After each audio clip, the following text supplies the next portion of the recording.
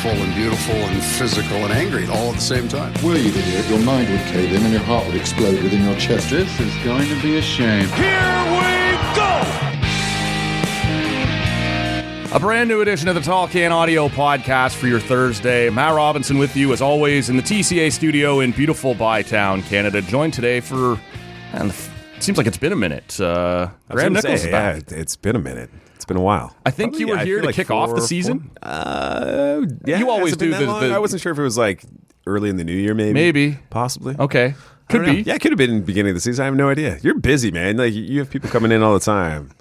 You line up some pretty good guests. So you've got new stuff going on too. We're going to get into all of it, man. Staying busy. Yeah, it's been good. It's been really, really good. But we're going to have a pint here, as we always do. Stick to the gimmick, right? What'd you grab out of the fridge there? I just grabbed a Tuborg. It's not even noon yet. No, so I know. I get something so light. He's pulling the curtain back. Well, I shouldn't even say it's light. It tastes light. It's like 5.5%, but it's a Tuborg from Copenhagen. Okay. I like them, man. Yeah. You get them at the LCBO. You buy like a 2-4, and that's only like 60-something bucks. It's like affordable European beer. Of course. It tastes delicious. I'll tell you it's cold. I was over for the one time in my life that I made it to Europe. Was in Malmo, Sweden. So we decide before we fly home, we'll go to Copenhagen, go to the Carlsberg Brewery. They have like a great tour, all of this stuff. So we go over to Copenhagen. Where you take this cool, I can't remember what the name of the strait is, across from Sweden to Denmark, but it's half bridge, half tunnel, like over and under the water. You get up, and then we got to figure out the transit. And then they drop you off at the bottom of this giant hill where the brewery is, and you walk up the hill, and then you get there, and there's a sign that says, closed on Mondays, which was the day we were there. And I have a photo somewhere that is like 4 or 5 grown-ass men in front of that sign looking as sad as you've ever seen anybody look. It's like you get to the end of the mountain and you're just like, I just want that beer now. This is going to be the best. This is it, and man. It's like close. Yeah. So that was my experience, with Copenhagen. Yeah. So I'm going to have over here, as you have pulled back the curtain on the time of day, I'm going to have an oatmeal stout. This is from Pistols Brewing Company, which has taken over Evergreen. It's in Canada. Yeah, I haven't been there. I see it, like, I work out at Movati, like, just across the way. Okay. So I see it, and I just haven't been in. Yeah, I guess it's as much a rebrand as it is a purchase. I think there's sort of some of the same ownership still involved. I don't totally get everything that's changed there, but I always liked what Evergreen was doing, so... anyway, interested to check out this under the Pistols label. This is called the Outlaw Stout, a 4% oatmeal stout. So that fits the time of day for me. Look, man, it's been a minute since you and I have chatted, as we established off the top. That was a solid crack. Mm-hmm. Yours was better. Always is. Look, man, quite a year for you.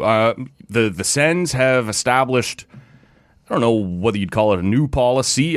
It seemed new in terms of bringing in, whether you'd call it, your bloggers or your podcasters or whatever, at the beginning of the season, as somebody following you and some of the other local podcasters and new media, if we could be douchey enough to use that term. It looked like they were more open to that. Douchey as you want to be, man. It's my studio. I can be as douchey as I want to be. It's your show. And for 10 years, it's been pretty douchey. But you were brought into that. And then as the year went on, it seemed like I wondered from afar if it was like, it's training camp and we'll bring in the broadcasters and the podcasters and the bloggers and stuff to check out the new food and to, get some interviews with people. That seemed to be a door that they kept open all year. They were more open to who they were going to have in there. And then you seemed to step in more, doing some stuff with the hockey news, obviously becoming a regular with Coming In Hot with Brent Wallace and Jason York. It's been quite a year for you, man. No, it's been busy. It's been a lot of fun. Just extremely grateful. First of all, like Steve Warren for invited me out for lunch last summer at around this time. Actually, he's like, "Hey, we'd love to have you write for the hockey news if you're interested." And I said, "Yeah, I would love to do it if it could open some doors, like within the organization to like cover the team on a more, I don't want to say professional level, but like, just more accessibility and everything else to like pursue." Avenues that I hadn't really explored before as like a hobbyist writer, writing under my platform, which was Roma Today. So I wanted to try something different, challenge myself, do some new things, hopefully make some contacts, gain some accessibility, and pursue that. And it did. And, like Ian Mendez and Sylvain Saint Laurent, two excellent guys, just first of all, like 100%. just like great people, wound up being the new comms people for the Sens, the directors of communications and media relations. And it's been phenomenal. They extended the invite to start going out. They said, hey, get your feet wet, kind of observe for the first little bit, and then run with it and do what you can do. And that's kind of what I did. And then during the season, early on in the year, for games, I sat next to Brent Wallace in the press box, and then you build a relationship that way. You're engaging with him all the time, cracking jokes, and we hit it off a bit, and it was a lot of fun. And he extended the invite to go on a show with him and Jason York, who I'd worked with previously when I was doing stats and font coordination for Sportsnet. Oh yeah, and their regional hockey broadcast here in Ottawa, and so I knew Yorkie a little bit, and I just had a fun episode. They said, hey, if you want to keep coming back on, we'd love to have you. And I'm like, okay, yeah, as long as it fits the schedule, and as long as I don't make an ass of myself, you guys are happy with what I'm contributing, then I'd love to. That'd be awesome. And it just snowballed. Covered the team for the full season. Went on a road trip to Buffalo, which I thought was awesome. And then, never heard anyone say it was awesome to go to Buffalo before. Fair enough. And I was expecting the worst. Like going to Buffalo, I'm like, I've never been here before. And, you hear what people say about Buffalo, and, my expectations were low. And then I arrived and was pleasantly surprised. It was had a great North time. Tonawanda Tire Fire was under control that day. Julian McKenzie from The Athletic was on that trip as well. Okay. And we just hung out. We just hung out together for a couple days and had a blast. And it wasn't bad. Like, I was actually impressed. It was clean. I was expecting not like decrepit buildings and riffraff and garbage on the streets. No. And it was clean. And it was you could tell they put a lot of effort in refurbishing the downtown core and stuff. So it wasn't bad. It wasn't bad at all. And then had a chance to cover the Sens Leafs. Was at every game in the postseason. Went to Toronto to cover the team, and then obviously covered them here in town. And had a blast doing it. And it's been a kind of surreal experience. Had a lot of fun doing it. And I hope hopefully people enjoyed the work that I produced over the course of the year. Well, it's kind of neat to see. Obviously, I've been a fan of your writing for a while. You've been doing that with Roman a Day and the Sixth Sens and the different handles you've had over but it's been cool to see you kind of find a regular seat now. Like, you are the third member of Coming in Hot. I think that's a cool vibe. I think it brings a different perspective. Wally and Yorkie are both super entertaining, but professionals. Yes. I was going to... And then there's me. Well, I guess that's the way we can frame this. Yeah, we can. Yeah. But legacy media for Wally, right? That's his background and built up legitimate respect and credibility in this market. Yorkie brings that former player perspective, and you bring kind of that new media outsider perspective. It's I go back to my douchey... So we went to the season seat member function about 2 weeks ago. They have Dave Poulin talked. They had Ian Meadows talk for a little bit, and then they also had some ticketing marketing, just season seats. Hey, season seat holders, this is what's going on. Thanks for everything that you're providing to our organization. They invited the media for this event, and I'm walking around the bowl with Alex Adams from Sportsnet and Julian McKenzie from The Athletic. Yep. And we're just walking the bowl. We're looking to get in line for food because there's a giant lineup for Aramark was given free. And you three are free back of it. And we're just walking around the bowl. We bump into Daniel Chisholm, who's photographer, videographer for the Senators, who does a lot of their social behind the scenes social media content. Yeah. And we bump into him and he's like, hey, Alex, congratulations on finishing your master's. That's awesome. Hey, Julian. Thanks so much. Great to see you. Congratulations on your book that's coming out. And he's like, hey, Graeme. What's up, man? What's up, man? It's it's just I guess that's true. You're the old guy in the new media. Yeah. You've been doing this for a little while. Yeah, I guess. It's cool, but though. It's the same. It's the same with Coming in Hot. It's just hey, Graeme. Thanks for being here. But I think it's an important perspective, right? It's a, respectfully, because this is the way our whole show has been built up. it's a fan. You try and be objective, but you're a fan. Like, you grew up a fan of this team. Parents were season seat holders. Right. And so grew up, yeah. You've got a background, too. You've spent some time understanding the analytics side of things and what these numbers mean or whatever. So I think that's an interesting contribution that you can add to that mix. And it's made the show, which was always entertaining, don't get me wrong, but like it provided a different element, man. It's been kind of cool to watch you settle in there over the course of the season, and it's been pretty clear as you watch that you've become more comfortable as it's gone on to interject or to give your opinion, as opposed to feeling like at the beginning probably like the new guy or like a guest. Now you're a regular. You're part of this thing. It's been fun to watch, man. Yeah, and it's kind of been like that. I feel like it's been like that, me covering the team as a whole, just being, from the first day stepping in those doors to like now, where it's like, I don't know, people know my name. I was almost like trying to be like a wallflower at the beginning, like don't embarrass myself. Like, like everybody else in that room is a professional. It's their full-time job, right? And whereas like, I have a full-time job. I'm doing this as another job that I enjoy and get a lot out of, and it's a lot of fun. So I don't want to step on anyone's toes. I want to be part of it, but I also want to be respectful for the people who are also there doing it. Sure. And they put a lot of time and effort into it as well. So I don't want to take away from what they do or like interfere with what they're doing. And I think it's been good. It's been the transition was a lot smoother than I probably anticipated. Like, everyone welcomed me with open arms and super friendly, and it's just like, building relationships just with the media people, the organization. It is super weird where it's like, you're walking in the building or something and someone from the organization sees you and says like, "Hey, Graeme." Right. Like, oh, okay. They know who I am. They know my name. Yeah, exactly. I'm part of this now. Yeah, it's a cool thing. It's a cool like I said, for somebody who would have grown up sitting down in those seats watching games at some point, and now you're walking into the press box and people know who you are. And it is. And it's like a bit of a trip, man. It's weird because like I went out to the Carp Creamery last week with my kids. Like I took them to the splash pad in Carp at the local park community center area, and then went to the Carp Creamery afterwards for ice cream. And I paid and waited to grab the ice cream cone. The guy who serves us the ice cream, Carter, says, "Hey, Graeme." I'm like, so like my first instinct whenever someone says like, "Hey, Graeme," I'm like, how do I know you? Is it high school?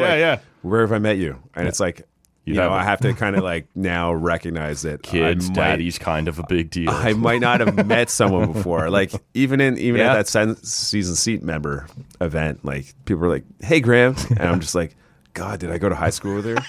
Like I'm not sure. Yeah. God, I don't remember her name.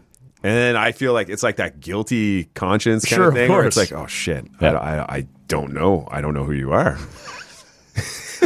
I'm a minor celebrity. I have to figure this out. Not even. Well, no. We can argue over the letter. Like, are you an A-level Ottawa celebrity? Are you a C-level Ottawa celebrity? Like, we can have that conversation. But I got to talk to my kids. Like, people know Daddy. Daddy. But it was cool. Yeah, like But like to go back to the creamery. Like he said, like, "Hey, really enjoy coming in hot. Of course, yeah. Really nice to see you on the show. Know you're from Carp, so that's pretty cool." I'll be real with you, because obviously this is audio only. The only run-in like that I've ever had was at a brewery. Of course. So, of course, where else are people?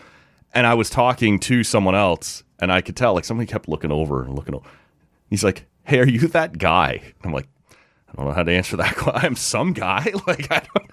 He's like, "You have that show where you talk about sports and beer." I'm like, "Yeah, I guess I'm that guy." That's the closest. Nobody's had my name. Nobody's ever pointed out and said, "Hey, Matt."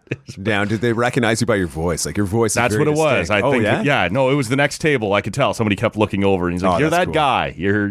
Yeah. That's the closest stuff. Because you have the perfect radio voice. It's also possible I may have been wearing a TCA hat at the time, which would have helped them figure it out. Shameless self-promotion. I like it. Yes, and I honestly, to be real, most of the time, if I'm going to a brewery, I don't wear it because I'm uncomfortable with any sort of.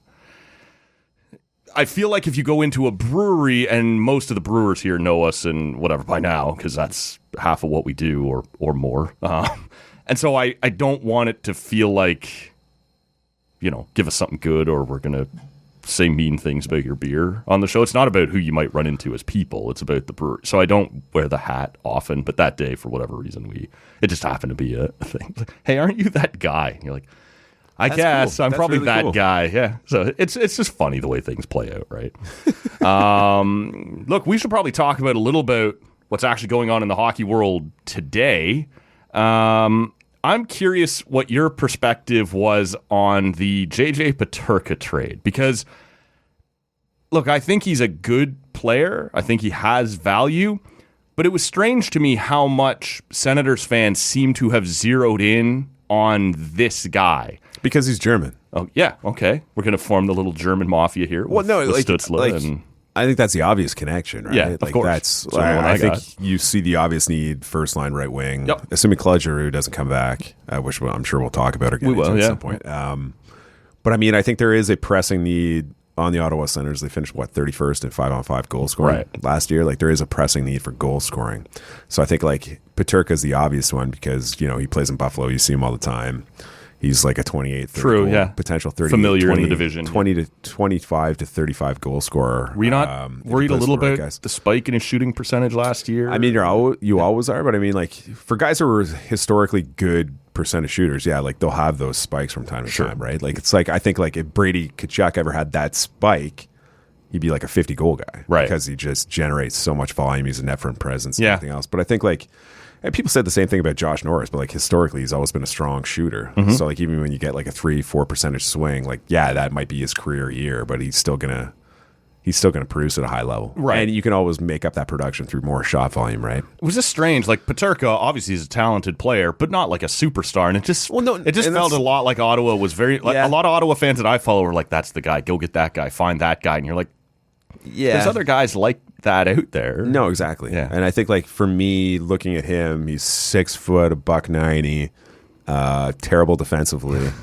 So it's like yes, he checks some boxes. Yeah. The same way that Alex DeBrincat checks some That's boxes. right, yeah, but okay. like, is he necessarily the right fit? fix-all, yeah. Yeah, is he the right fit for what you want? Because I think like if you look at Ottawa's wing right now, it's not very fast. It's not very big, with the exception of like Tkachuk and Batherson's 6'3", but everyone else is relatively small, and they don't skate very well. Well, Zetterlund's small is kind of fire hydrant small. Like take Yeah, you he's out at the hip. 220, and he's listed at 5'11". He's not 5'11". Right.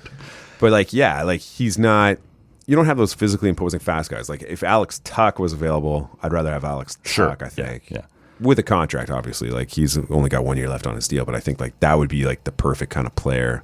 I don't know if Ottawa has the equivalent trade to offer, but Josh Doan and a Kesselring to. Yeah, like Kesselring's a guy who I promoted as a guy that I would love to see Ottawa get, Right. Because I don't trust the right side of the defense right now. Would you have given that much, like whatever Ottawa's equivalent is, up for? Well, I for think Peterka? the equivalent of that would be like trading Batherson and something, right? Yeah, okay. And A suddenly little bit now older, you're, a little bit older player production, and now you're not solving the problem, right? Like Batherson, like you've taken away from the same. But like none of those trades are done in a vacuum, though, Yeah. right? Like that's right. on paper, you're like, okay, so you're going to move out a very valuable player in Peterka. Like I think people evaluating that on the surface will be like, wow, like Peterka is like a 30 goal guy, 60 to 70 point guy. Like there's a lot of value in that offense. Terrible defensive player, right? But they still see the surface offense. They're like, okay, that guy's really, really good.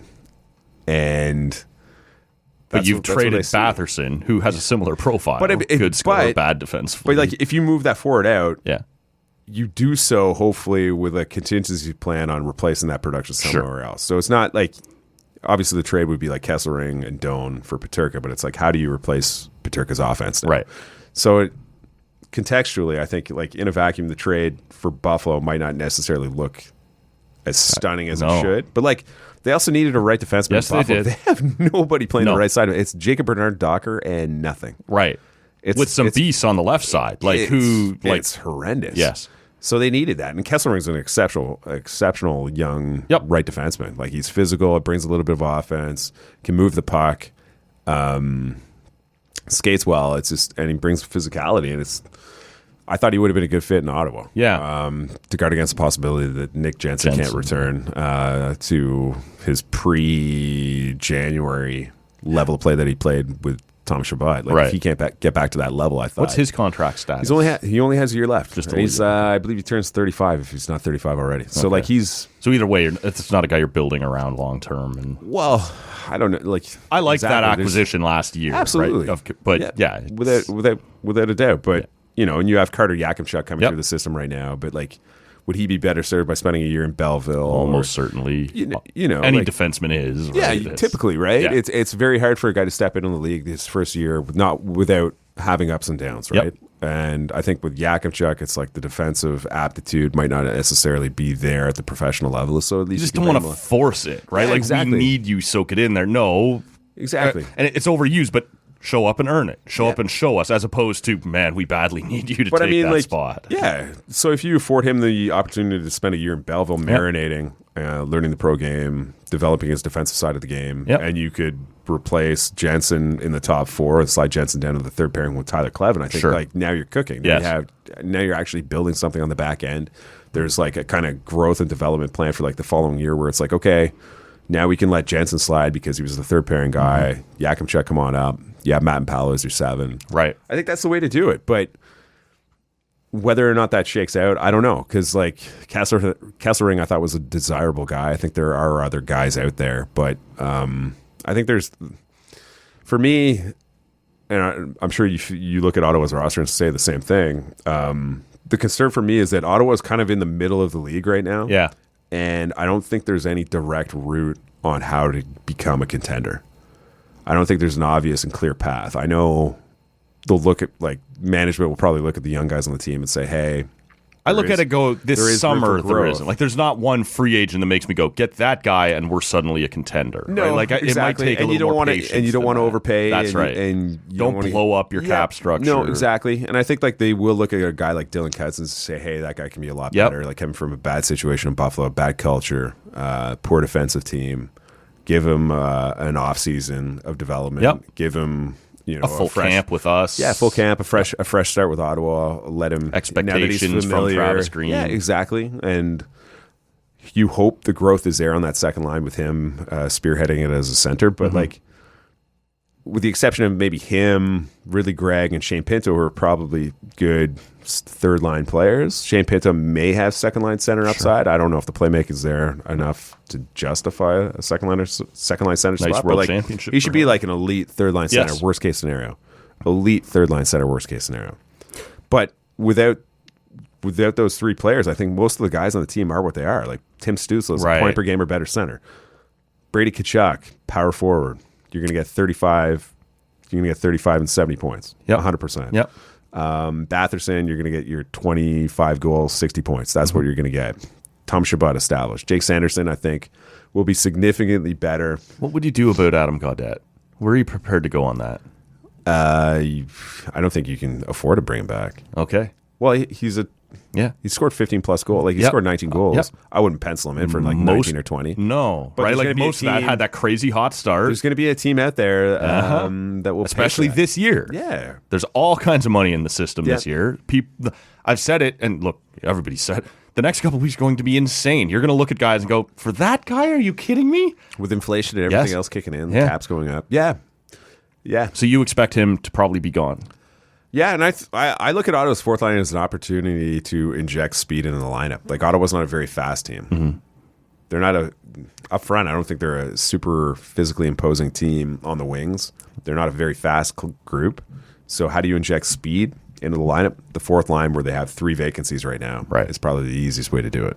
So you've mentioned a couple of names here. Don't let me forget, I want to come back to Tyler Clevin. But let's get to Claude Giroux here, because I found him, as this past season went on, to be fading a little bit. And I did feel like while he was important in that series against Toronto to take some draws and things, I felt like he was getting pushed outside by an increasingly big Toronto defense.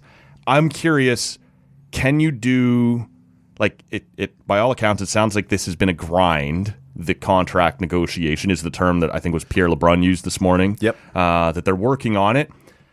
And that maybe a year is all you can do. And if I'm Ottawa, I'm fine with that at almost any reasonable number. Show me that you're still here.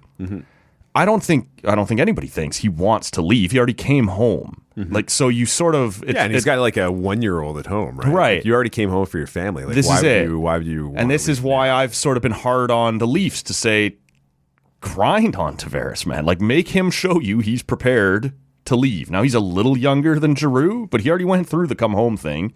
Show me you actually are willing to go to Chicago or Utah, whatever it's going to be. So, Ottawa. Sure. I'm close to home, right? Yeah.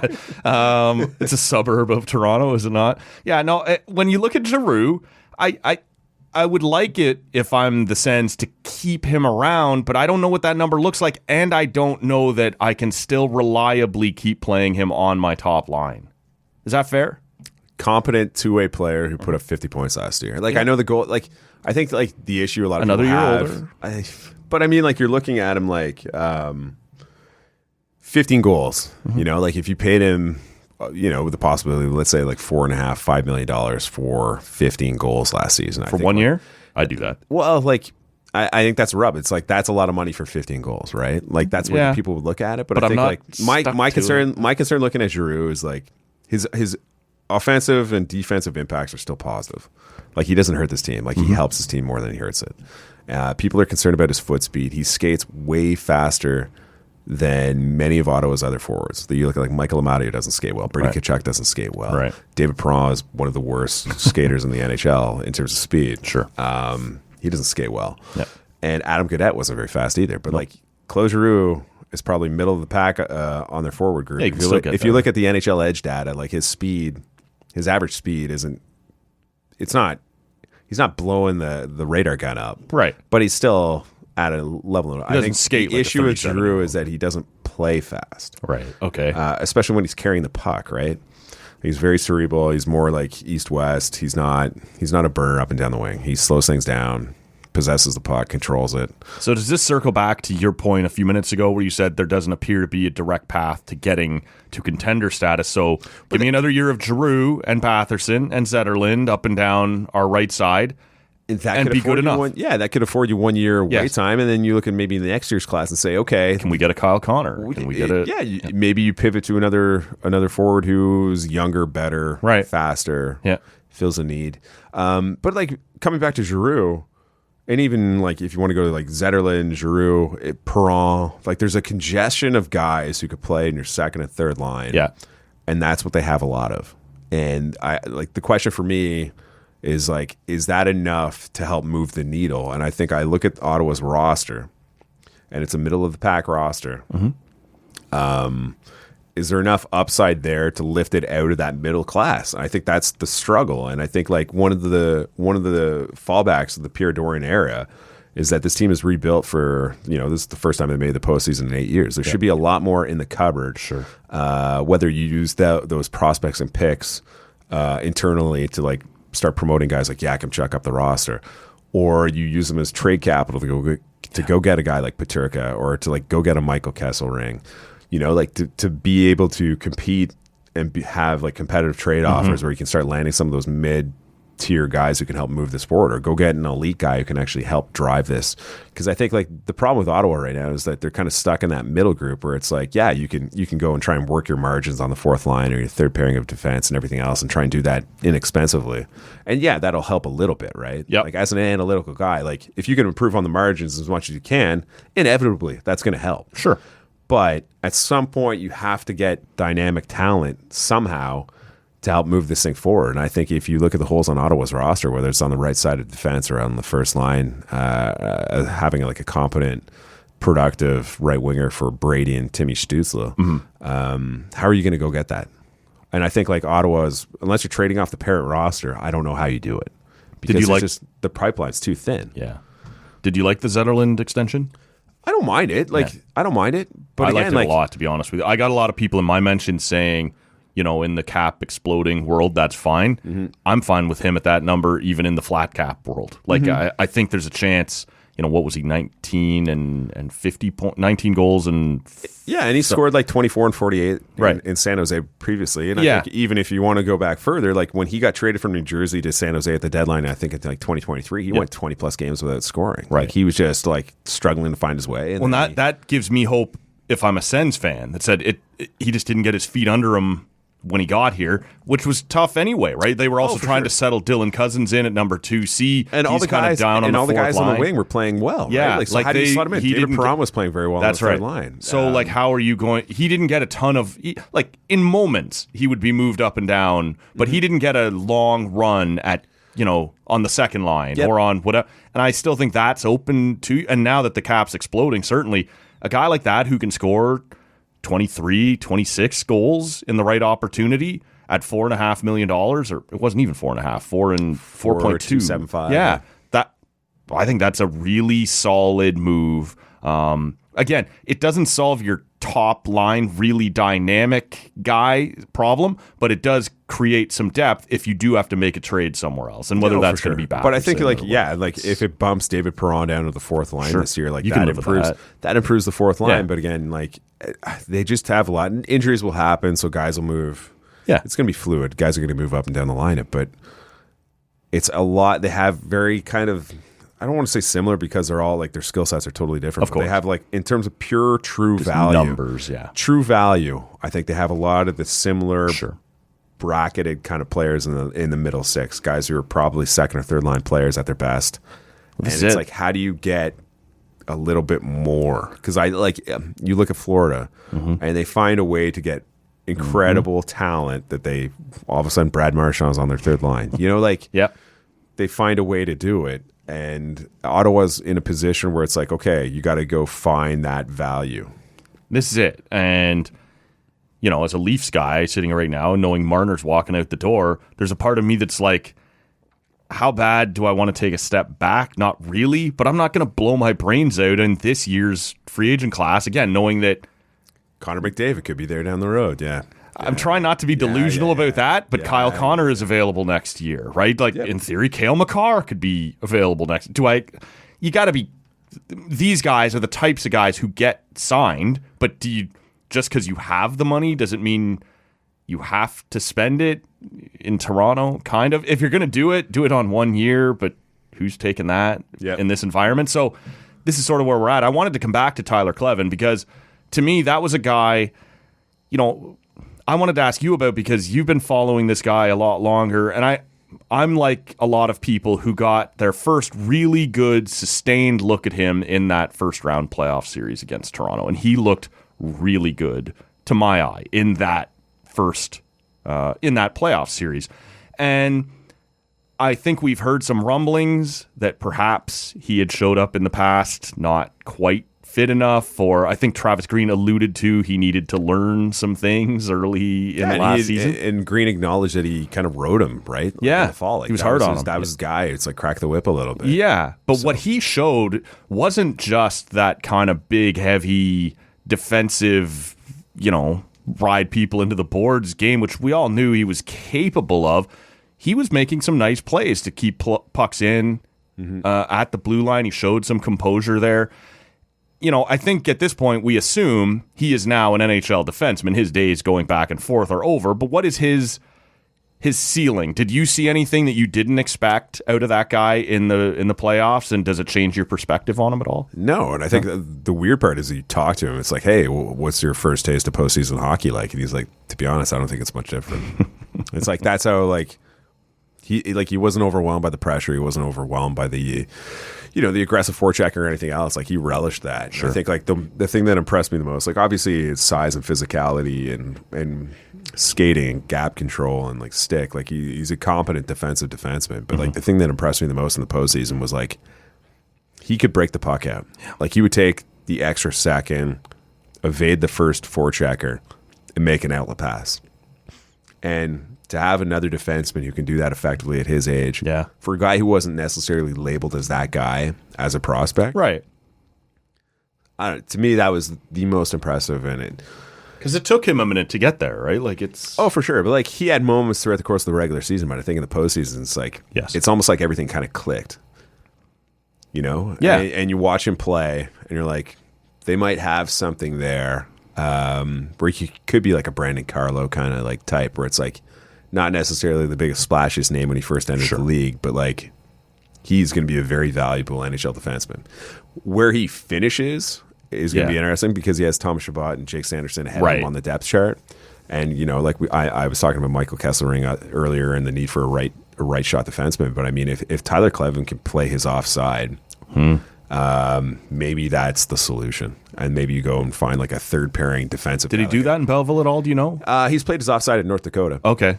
Like as a collegiate player. Yeah. He didn't do that in Belleville. He played predominantly with like Nick Madenpalo in Belleville. Okay.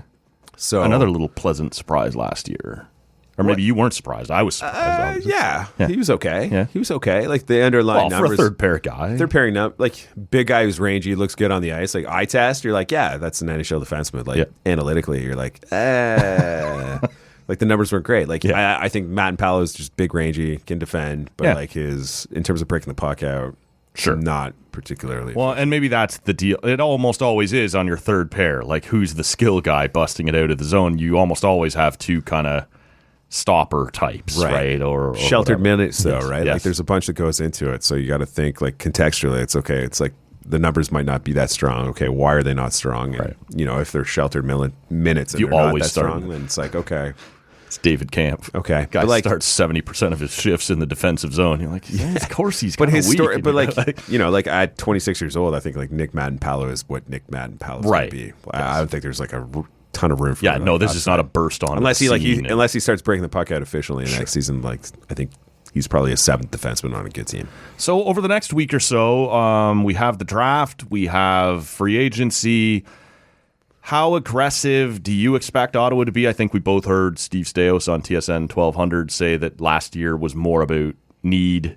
This year, there's a lot about want. Ottawa doesn't have to do the same things they had to do last year. And last year, what they went out and did was pretty successful. Do you expect them, They keep their cards. They so really close to their do, man. chest. So it's like I liken Steve Staios to Mark Shapiro. Sure. And don't Atkins. do that. No. I'm just saying in terms of like thoroughly unlikable.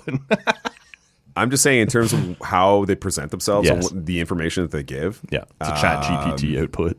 It's a lot of vague, not cliched. I don't want to say canned answers, but it's like a lot of like I'm not giving very you anything. open-ended. I'm not giving you anything. I'm not admitting to anything. We'll be diligent. We'll check all our boxes. We'll exhaust all our resources, and then we'll come. But what are they capable of?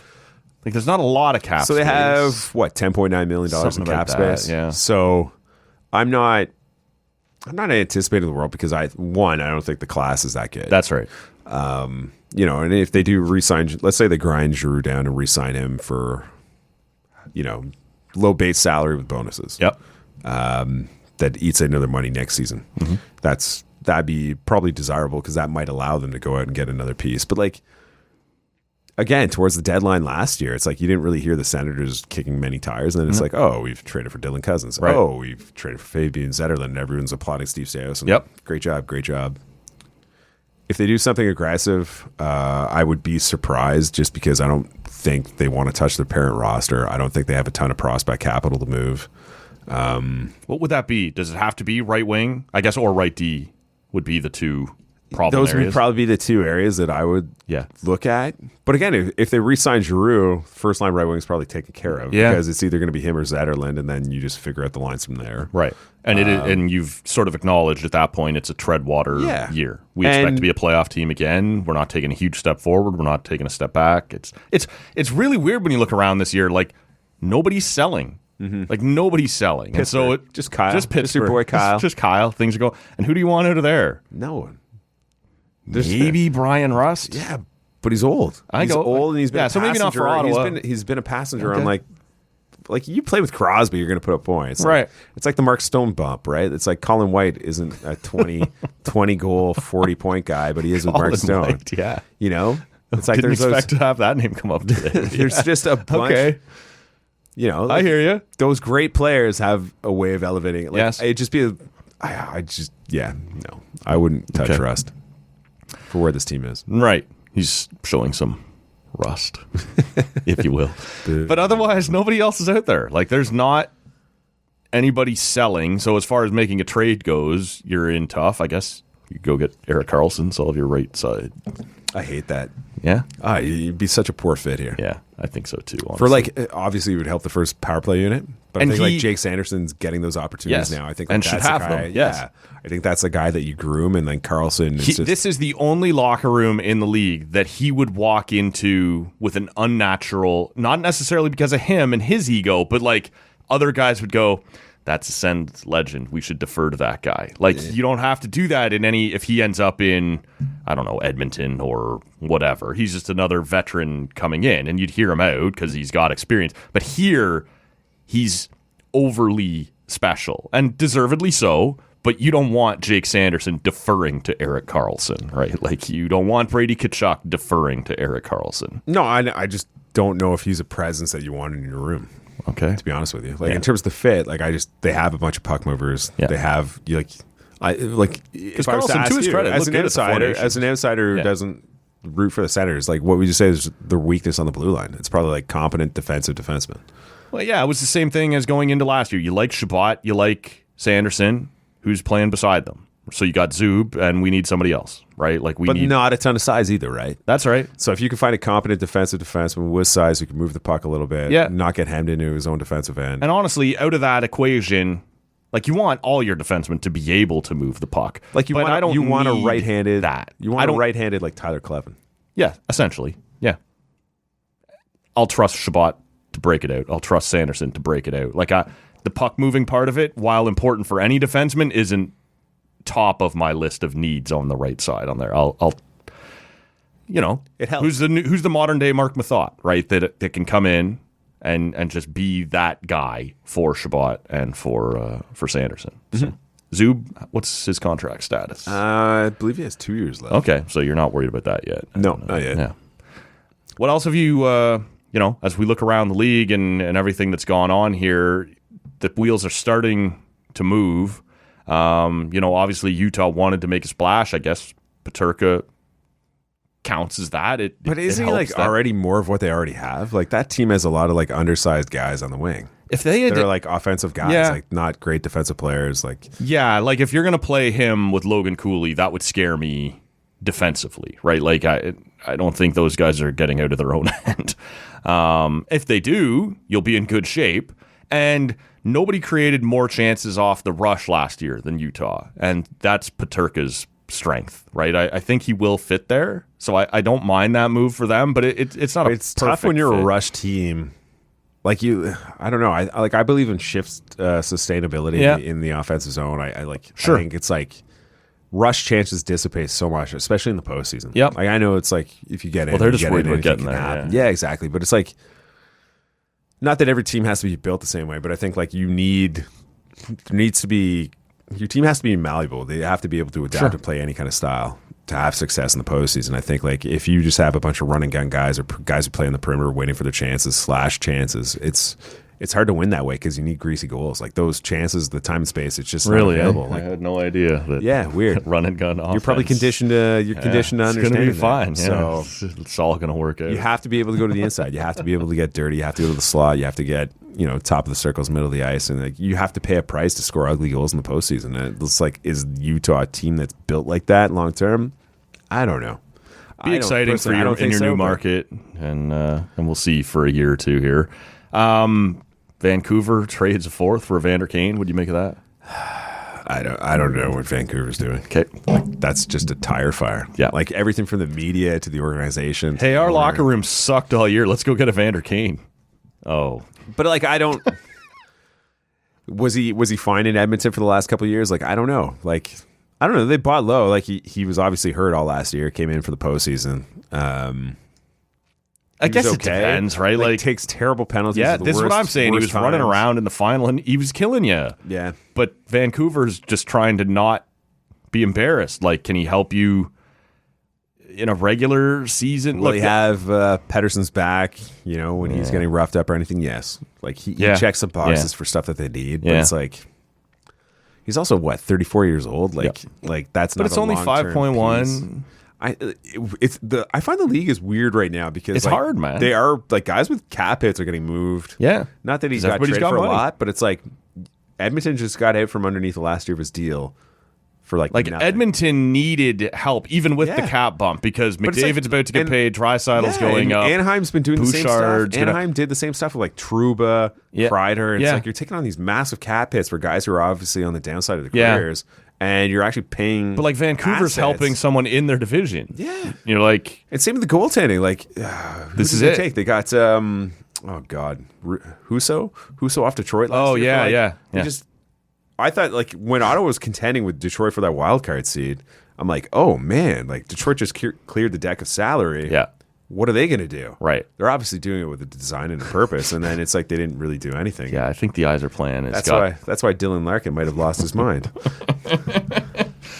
Yeah, I don't know what Vancouver's got going on. I don't understand that. I feel like they're trying to preserve the competitiveness. I guess Quinn so. Hughes is there because I think Quinn Hughes is. See ya. Yeah, I think we are on the verge of that. Especially last year, like the rumors were that like Josh Norris. Well, it was reported this summer. It's like Josh Norris was on the verge of being traded from Ottawa to Vancouver for like Philip Cheadle. Okay. So it's like and a pick. Yeah. Because they wanted Josh Norris to come in, who's like really, really, really good friends with Quinn Hughes. Okay. And it's like, wow, we'll bring your buddy and everything will be fine, and you'll want to stay here long term. Sure. Maybe that obviously didn't materialize. Did not happen. So, we'll see what happens. Well, Anaheim and Philadelphia hook up on a trade. Another offensive player who can't play defense. Yeah, well, and Trevor Zegras, is that going to be a Rick Tocchet guy? Like, I don't believe these teams make these deals without speaking to their coach. Like, I believe someone would have said to Tocchet, "Are you cool with this? Can you figure this guy out?" And it's always like that. Get him into my garage. I'll fix this car, right? And I'm smart. I can fix this. Yeah. Right. I don't know, man. I don't mind the risk though for Philly. If you're rebuilding and you don't care about your competitiveness in the like greater, like obviously they will care about their competitiveness, but it's like if you have no realistic designs of being in a playoff spot next season, why not roll the dice on that though? Like that's where I'm at. Personally, for Ryan Poehling, Ryan Poehling is what he is. That's Trevor Zegras' basement. Yeah. So way better defensively. Sure, but I'll take a shot at Zegras. Yeah, look at Peterka, for example. Yeah. Like, if you can get Zegras up to, like, 25 goals and 60 points, it's like, well, that just got them... You're buying low. And I think by design... I didn't hate that for Philly at all. Like, I think there's a chance it flames out, but... I think you buy low, sell high, and if he stinks, then it didn't really cost you anything. That's right. That's where I'm at. Because you can find another Ryan Poehling. It's like Patrick Laine in Montreal, right? Like, you buy low, and then... I didn't hate that for them. Worth a shot. Yeah, and there was a great hot start, and then... But it was worth a shot. Again, he's one-dimensional. He's a power play shooter. He's a pinball flipper. Yeah. He's a stationary pinball flipper. That's it. Yeah, as we sit here now, we'll see what's going to happen through free agency. Was Montreal just I don't want to say got lucky because they were hot for a while there, but towards the end, it looked like no one wanted that final playoff spot in the Metro or that second wild card. Like everybody started to fall off and Montreal grabbed it. Obviously, they arrived sooner than we thought they would.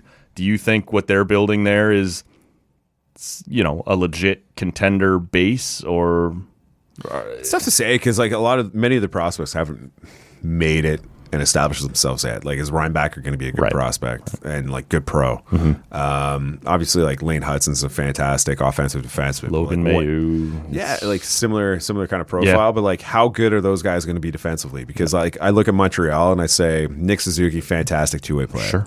Sure. With the exception of him, I see a lot of undersized, offensively inclined forwards on the wings, especially. They don't have any centers down the middle right now, anyways. Although I like, who's the prospect who's at Michigan that they drafted? I can't remember his name. All right. But they need help down the middle. Yeah. They're undersized the wing. It's very small. Like they got a lot on the back end. I don't know if they've got enough game breakers up front. Yeah. In the long term. Yeah, and what's the goaltending situation moving forward? Right. Like, is Montembeault actually like a viable number one guy for like a long period of time? Remains to be seen, but it does. Like just looking at the team, very small in the wings. Yep. Are they fit for the postseason? That's the rub. It's very similar to what Utah's doing. We will almost certainly see this play out in the first 2 or 3 months of next year. But right now, would Nick Suzuki be on your Olympic team? Be close. Yeah. I think he'd be in the conversation. There are a piece like There's always guys that have like exceptional This is it. years. And I don't hate the idea. Go with who's hot. Yeah, That's but not then- always what Hockey Canada does. And- Yeah, it's, But there are pieces there that you would consider sliding out from the Four Nations, right? Like, was Travis Konechny quite what you hoped he would be with Brad Marchand? Look, Brad Marchand got named from Is it gonna Boston. be international ice as well? Like, that's the other All Olympic consideration. ice is now NHL Oh, is it? ice. Yeah, they didn't know made. that. Yeah, Okay. within the last 3 or 4 years, they made that. Okay, well then that shelves some concern in Yeah. some respects, but But like Brad Marchand was interesting, right? He was a guy who was named a year ago when they did that first 6 or 8 guys or whatever it was for the Four Nations, based partly on the fact it was going to be in Boston, and Boston was still great, and then to start. But do people actually care who's named in the first 6 spots? Like, I know like people in the with you. States are like, oh, Connor Hellebuck, the league MVP, wasn't named in the first 6. It's I'm like, not ever naming a it's like- goalie in my first 6. No, but it's like you're also talking about like arguably the best team in the world, like Yes. 1A, 1B between Yes. them and Canada. So it's like, oh my God, this guy wasn't named in the first 6. Like, what does that mean? It's like probably means the guys who were fucking named are a lot better. Well, pretty good, and I think they're superstars. You tacitly have named him number 1 if you name him, right? And now you're sort of, if Ottinger has the better first half next it's like, year, who is it? It's like you got him, Swayman. and Ottinger would be the big Ottinger. 3. Yeah, Those are the same 3 from Stolar's Wall, of course. Stolar's Wall. Yeah, Stolar's 100% should be in the conversation though. Like, he was excellent last year. Yes, he was. when he played. Yes. Well, that's an important detail. He's got to be healthy. Yeah, I look like I the don't know. the People reason get I so bring hung- up people get Marchand so strung though. up on this. I don't know. The reason I bring up the Marchand one is because he had the great year going into last June. So they name him, and then he has a terrible start. And people, like, he's one of those names going into the tournament where you're like, I can't believe we did. And even during the tournament, he's kind of like, he doesn't look like he can still keep up. And then he has the playoffs that he did, which makes you go, oh, he's still got it. Like, I want that guy on my Olympic team. But we've got 2 or 3 months of regular season hockey to get through again where he's going to look like a guy who quite reasonably goes, I'll see you in April, right? Like, Yeah, I think it depends. I think it depends on what you want from your depth players. I think like if you're putting him on the 4th line, you know exactly what you're getting Yeah. at. He's going to bring that agitation, physical. him, Bennett, chippy Konechny skill. or something. Would you rather have that on your 4th line in limited minutes, or would small you ice? rather roll the dice on like developing like a Connor Bedard who's like Celebrini. very well, like Celebrini can play a 2-way game, but like Yep. like Celebrini, I wouldn't be surprised if he They was on take the bigger roster. rosters, right? So Yeah. I would take at least one of those kids. But like Bedard, one-dimensional at this stage of his Yep. career, right? So it's like, You're is it worthwhile PP2 bringing shooter. him? Yeah, when you already have a bunch of skilled guys, like I can see that argument. Maybe Sure. you bring him just to like experience it. And Yeah, everything you're the else, 14th forward. Yep. You're here, but you're not likely to play. Yep.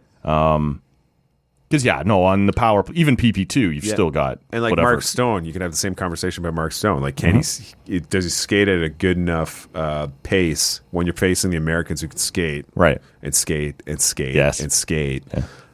They scratched Kyle Connor in the gold medal. That's how deep they Yeah, are. like when you're in a track Probably meet, shouldn't have, but- when you're in a track meet against a very strong offensive defensive club, Yeah. like is Mark Stone at that level anymore where he can like obviously he's like probably one of the most cerebral Of players course, in the yeah. league who can still play at a high level, but like do you trust him?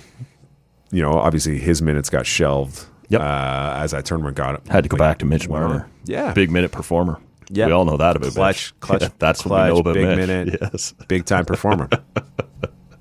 So it philosophically, I think like that's the fun part about the Olympics. It's Suzuki. like, you know, Yes or no? Suzuki, Is he making it? maybe. Yeah. I Okay. definitely a reserve guy. No, like Yeah, definitely okay. a reserve. All right, guy, would say. I can handle that. I'm trying to think like who the centers would be. Obviously, you have Point, Crosby was McDavid. named, McKinnon. McKinnon. who probably would slide to the wing. I would imagine. Yeah, so you got 3 already right there. So are you taking Bennett again? Is he a center? I feel like If you they would do- bring him as like a character 4th line guy again. Yeah. So there's your 4 centers. You're done. potentially. Yeah. And look, it's always this way for Canada where you move centers to the wing. Like there's always an Eric Stahl on the wing. There's always could Suzuki do that? Do you want him to? Maybe Bennett's better on the wing on a 4th line with Suzuki, or because Suzuki's another one of those guys as you're building a team who can kill a penalty for you. which sometimes gets lost when you build these teams, right? You have everybody's used to being the number one option on their power play. How many of these guys kill penalties? Nick Suzuki kills penalties, right? Anyway. He got a number one heart vote. I mean, I think you have to bring him. Some crazy asshole in Quebec says, that's my MVP. So now he's guaranteed an Olympic spot. Yeah, you know what? It's interesting to me, man, as we look forward here through this summer. I thought that was really telling what Steve Stais said for the Senators, that last year we had needs, things that absolutely had to happen. This year we feel stable. We have wants, right? And yeah, but so like it's interesting. Like, if he is passive, I understand it. But at the same time, I also recognize that Brady Tkachuk and Tim Stützle and all these guys in the young core are signed to their extensions right now, right? If you're happy to go status quo, I totally understand it. But at the same time, you're bleeding away another year. Yeah. And I think I'm not negative. I'm not cynical. I'm not cynical about Brady Tkachuk's future or anything like that. But I think like there is I think there has to be a measure of immediacy, or maybe not immediacy might not be the right word, but like I think there needs to be like some measure of urgency. Yeah. To say, hey, we need to move to contender status within this window that their contracts afford us right now. If that makes sense. It's just hard, as you've pointed out. The path, I don't see it. Maybe they do. Like it's their job to see it. But it's like I think it's hard because like obviously they'll try and work the margins on the fourth line, but I mean that it will only take you so far. Yeah, a couple more points. Maybe that gets you into a third in the Atlantic as opposed to fourth. Yeah. So it's like how do you become the Toronto? How do you become the Florida? Because I don't think Florida's going anywhere. Don't become Toronto. Soon. Don't do it, man. No, I'm just saying points wise, for a team that puts up 100 plus points. Yeah. Like, but I mean, like the mantra and the refrain that we're constantly hearing from them is like the internal growth, the experience of the postseason is going to be like pay dividends. And so, how many of your core guys do you believe? Because you touched on this a little bit. Like Brady is what he is. Stützle is pretty much what he like. These guys are how much more does Sanderson have? Do you think? Sanderson, I think, has more to give because he won't be playing with Travis Hamonic like half. the season. That would help for sure. I think he's already elite. In is fairness, 2 or 3, 5 or 10% more the second half of the season, I think you saw what he was. Yeah. And I think like he got Norris Trophy votes and deservingly so because he is that level of defenseman. It's just you need to partner him with the right guy, and then he can have that exceptional season. But it's like, who is that guy? Is that guy here internally? Right. Artem Zub's a very good defenseman. Sure. Not the prototypical defensive defenseman who's big and bruising, but like good defensively because of his gap controls, his ability with his stick and his positioning and his just the way he reads the game. Do you see that guy on the free agent market, or is that a trade?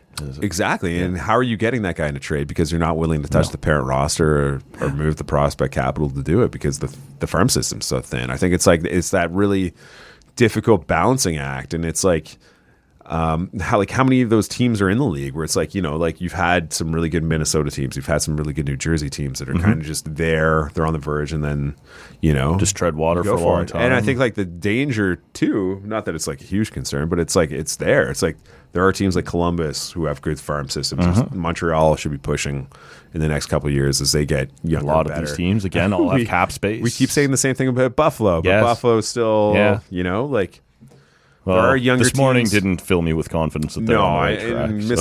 Mismanagement, and everything else will do that too. But do you see?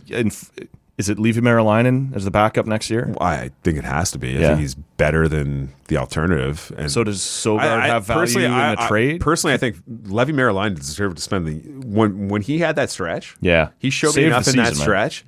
That he was like, he is a way better goaltender than Anton Forsberg. It's not even remotely close. Yeah. Obviously, like Forsberg was okay. Yeah. And he had moments where he looked really good, but consistently, athletically, positionally, he was arguably their best goaltender. Like with the exception of like Linus Ullmark's stretch in December where he was like unconscious. He had like a 965 save percentage. The stretch that Levy gave them was incredible. So, and like there was never a point during that stretch. Sorry to cut you off. No. But like there was never a point in that stretch where you're like, oh, this is just like smoke and mirrors. Sure, he's getting lucky. It's like no, he's square to the shooter and he's athletic. Do you think then that Sogard has enough value? No, to package and bring something back. Not yet. Why would you trade for a big goalie who can't stay healthy? Reasonably young though. Bad numbers. He's never put it together. Again, I, personally, get him like, in here. watching- I'll fix him. Personally, watching Sogard, I just don't think he's like relative. This is caution. This is like relatively speaking. He's a professional goalie. He's obviously athletic, but he's just not athletic. Dominates your beer league, but He's not the most athletic guy for the position at the NHL level. okay. And I just don't see it personally. But he's a big guy. Yeah. He's big. Did you like what Winnipeg did with Jonathan Taves? I appreciate it. I think there's a bit of a novelty nostalgia factor. You don't like it? I hate it. I I like it's the a lot idea of that he's money coming up. if It's it- too much money. Anytime you I think could it's be on the easily hook. attainable bonuses, though, right? That's what I'm saying, though. You are paying that guy to just exist, not to put up points. Like if you get 20 Yeah, he points or just has to 40 play points, games. just play games. Well, if he's good enough to be your fourth line left winger and your coach keeps having to put him in the lineup, he gets all that money, and now he's $5.5 million. I think the 7 is if they get to the cup final and whatever else. So maybe that'll happen, maybe it won't. But just to play and just to exist through a regular season, that guy ends up at 5.5. Which will only cost you, half of that'll be like next season's bonuses? I guess, but like, I can't think of any 37-year-old center in the league that I would pay $5.5 million to, and yet you did it for one that hasn't played in 2 years and didn't look great on his way. And I understand there's health concerns there that maybe he's over, and that would be awesome. I like the story that he's coming home to Winnipeg. I understand that it's hard for them to get free agents, so maybe they have to be a little more aggressive.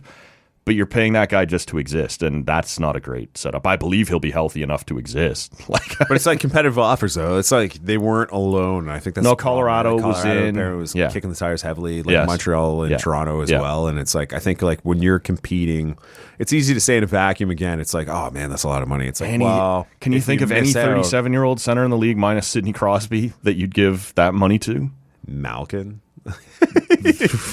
Best of luck to you, man. You'll have the chance next year. Yeah, that scares the shit out of me, man. Yeah, I mean, it's a function. It's a function of competitiveness. It's a function of being Winnipeg. It's like, how do you?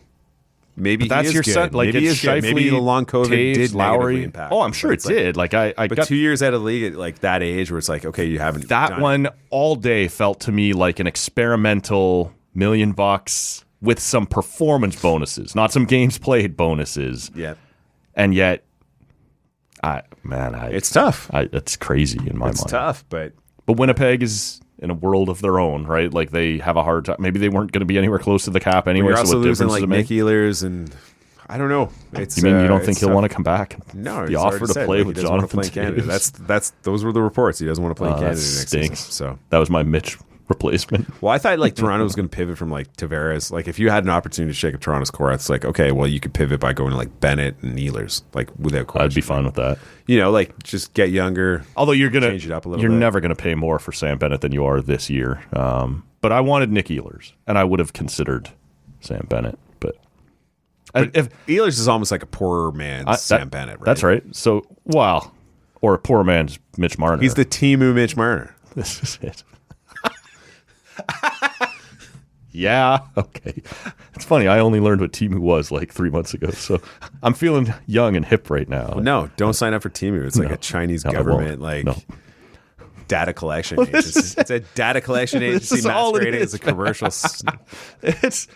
I said that to somebody asked me about. Are you on TikTok? I'm like, why wouldn't I just email my bank account information to the Chinese government? Yeah, well, that's it. That's all it is.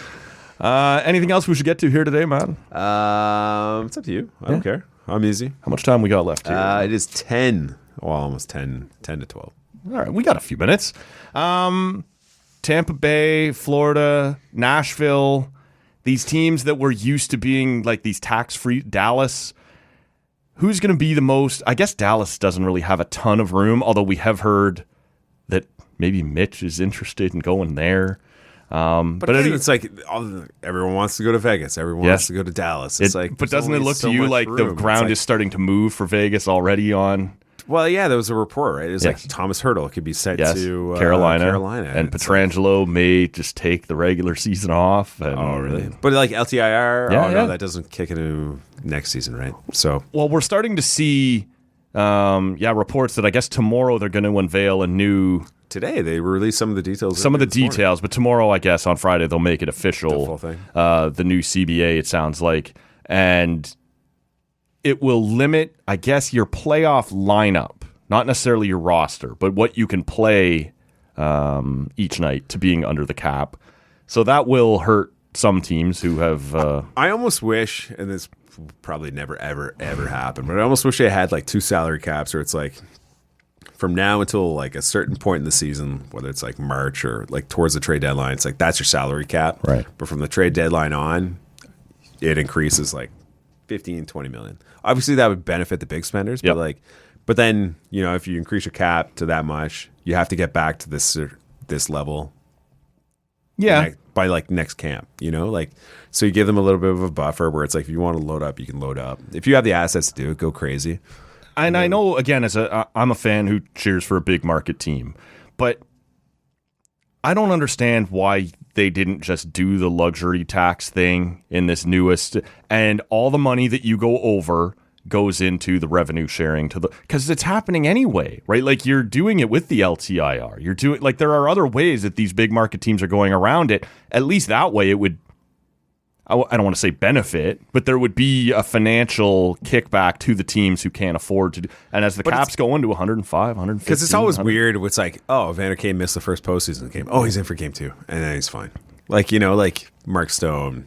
Doesn't it feel like, because you keep reading that there's this movement that's like, if you can't play game 82, you can't play game 1. To me, that's so oversimplifying the problem. Like, maybe there is a guy in game 80 who got slashed on the wrist, and he's like, yeah, fuck, I'm just going to take these 2 games. No, but it's like the long-term guys, right? It's like the Kucherovs, Sure. the Mark Stones, the and I'm fine with that. Like, if you've missed 30 games, like, set some sort of threshold or something like that where you better have come back and played a regular season game. But the oversimplified, well, if you couldn't play game 82, you can't play game 1. Well, that sucks. That's the problem with hockey, though, is guys play hurt all the time. That's what I'm saying. Like, it's not worth it to play game 82 that doesn't mean anything. Like, guys are getting benched. Like, Claude Giroux missed a game because they wanted to rest him before the postseason. Yeah, every team does that, right? With their like, veterans. okay. Sit down. And, like, do you want load management? Like, you can go down the list of problems. And I don't think there is a perfect solution. It's just like, to me, it's like, just open it up, create a little bit of cap flexibility. Yeah. And you'll avoid those problems. I think like having a stringent cap kind of hurts in that respect, where it's like, you know, like, to me, it's triple capped, right? Each player can't make this, each team can't go over this, and the league players pool can't go over 50%. Like, it is as locked down as it can possibly be. But I just wish it was like, you know, like, if you have a ton of prospect capital, you want to trade it away to bolster your team for the postseason, fill your boots if you're able to competitively. Sure. And because how many of those teams exist who are elite contenders but also have a bunch of picks that they could have traded away to get rid of? Well, that's it, right? Yeah, and like, well, you see in the NBA, like Oklahoma City's like that, right? Yeah. But like, well, they might be elite here for 3 to 5 years. Oh, exactly. But in the NHL, it's just, I don't know. It's just like, I feel like if you can get your team back to a certain point the following season, like, yeah, that'd be ideal. It's like, you know, you can go from like 100, your cap is at 100. It's like, well, okay, we'll afford you to go up to 120 for your postseason roster, but like, you have to get back. Or no different than the off season where you can go 10% over the cap, or something like that, or whatever, a little leverage, like, yeah. Because then I think it would help alleviate some of those problems. But I don't know what the solution is yet. I haven't looked too extensively into. No, the other big thing that seems to be the big change we're going to see is it sounds like we're going to 84 regular season games and down to a max of 4 preseason. I thought you were going to games. go should coaches handshake players during the postseason. Palmer just bugs me. Don't tell me what to do. I'm going out and I'm shaking these guys' hands. If you want to stand here like an asshole, have so at it. Weird. I don't know why he thinks he gets to set the rules for everybody else. I don't know. But win a couple cups and you think, doesn't it already feel to you like we were trending towards lowering the number of preseason games? I saw Ottawa's schedule was released yesterday. They're only playing 1 home game. I know this dates back to the fairly unpopular teams Quebec would sign City veteran UFAs to just like to play PTOs them. just to fill that requirement. That's right. So like it was so stupid. But Toronto typically would play 8 or 9 games because in Toronto makes money. It's money. And if we throw what's his name out there with a Leaf jersey on, somebody will pay to watch it. David right? Cam. That's right. As our number 1 center tonight. Although we would do that on the road, not at all. But they already had been trending down to last year and this year. It was 6 games. Next year, before this new CBA is going to kick in, it was also 6 games. So it seems like it was already going in that direction. But you can see now, if we're going to 84 regular season games and 4 preseason. And veterans can only, if you played more than 100 games in the last couple of years, you only have to play a maximum of 2. I guess. Yeah, that's the new rule. Okay. So, do you like to me, we should be shrinking the regular season, not expanding it, but everything's money, right? So I think it's hard. Like, the problem is that you have like these international events during the season now, which congests everything. I think and then you talk about like the World Juniors impacting Ottawa's schedule, where it's like that's true. Somebody's on the road for a month. All of December, and then they played all their home games at the tail end of the year, and it's like, well, that probably benefited Ottawa and allowed them to get in the postseason. Yep, it helped them immeasurably. Helped them anyway. Yeah. It didn't help them at the time. There's always going to be wrinkles, right? Yeah. There's always going to be wrinkles. So it's just, I don't know. I wonder if you should be more flexible. There is a perfect solution. Like in years, don't you think? Like, because it feels to me like the World Cup is about to become a thing again, and are we going to do that in September, or are we doing it mid-season? Yeah. And if it's mid-season, I'm fine with getting rid of the All-Star game. Oh, for sure. Like, that's just a colossal. But wouldn't you shouldn't you be prepared to flex on your season length? And in World Cup years or Olympic years, maybe it's only an 80-game regular season or a 78-game. We know that'll never happen. Well, it'd be tough because then all your records, like if you're talking that's historical true, goal scoring, like all your records are thrown out the window as well. So it's just. But it seems odd to me balance. that we are bumping up the number of regular season games at the same time that we are diving back into the international money thing. Talks, television deals talk, revenue for home gates talks, and everybody gets you're one not wrong. more home game. And if they continue to expand, you'll have more teams in the league, more money, more revenue, and it's just never back to Atlanta. Let's go. Back to Atlanta, and then a couple of years from now, you'd be like, back to Arizona. Here we go. Ugh. I saw some unfortunate meme, depending on your perspective. It's like Atlanta has gotten 3 hockey teams since the last time the Leafs have won a Stanley Cup. Yeah, I think like good ownership speaks volumes too, though. Of course. Like Atlanta. Well, but Turner was Atlanta's a good owner. They had a lot of historically- money. They owned the Thrashers at the beginning. Just didn't execute. But like they support MLS. The Braves are well supported right now. It is a collegiate town though. Like. Oh yeah, Georgia State. A lot of things in the South are right. Like you got to get around. Florida's football. a collegiate state. Yeah. Texas and Georgia's the same way. And Texas and that's the tough part. It's like how do you attract fans? And I think like Jeff Vinnick in Tampa has shown that like stable quality ownership helps. And I think like you look at Nashville, it's like great. Well, even great in Florida, ownership. they're not racially tweeting some of their ownership group. If Florida's doing all right. Yeah, they're doing fine, but doing okay. It's not a perfect. No, just don't engage on social media. Don't take the bait. Never take the bait. Regardless of what you think. Yeah. Regardless of your political leanings, your philosophies, and everything else, never take the bait. It's always bait. It's always a gotcha. Where can people find you? Well, it's the summer. Is Coming in Hot going to keep going? What are you going to be? Hot. I'm going home and I'm recording Coming in Hot in an hour. Right. So it never ends. But through July and August, will it end? We guess take a little it's time. a couple days a week. No, it's a couple days a week. Okay. It's always a couple days a week. Yep. And then, still writing the hockey news, so you can find my stuff there. And then, that's pretty much it. Unless you have me on more frequently in the summertime, then I'll be here. I'd like to do that because, it's hard to find good guests in the summer. Oh, yeah. My ass. I've seen your list of guests, man. Jay's content's fantastic. Love guys like Andrew Stoughton. Stoughton's a beaut, man. Just unreal. Yeah, that guy's brilliant. So. Yeah, he's excellent. Really happy he makes some time for us. I'm not sure why he does, but we don't ask him that question. We just let him keep saying yes. There's nothing else to do in Peterborough, though. He's got to come on and... That part's true. That's where we'll wrap this one up. Keep an eye out for Graeme Nichols on Coming in Hot several times a week throughout the summer, and certainly at the Hockey News and over the next week or two. Certainly while the draft is going on, free agency is going on, he'll have it all covered. We'll be here doing whatever we do. If you missed it yesterday, go back and check it out. We had Angela Thompson from the Lake of Bays Brewing Company on to talk about their recent acquisition / merger. That's a matter of perspective as well, with Sawdust City Brewing. Those guys slowly taking over the Muskoka area. Lake of Bays has become the lake that pays. We'll wrap it up here. For Graeme Nichols, my name is Matt Robinson. We'll see you next time. I thought it generally sucked. I didn't think it was a specific suck. I thought it was like an all-encompassing type of suck.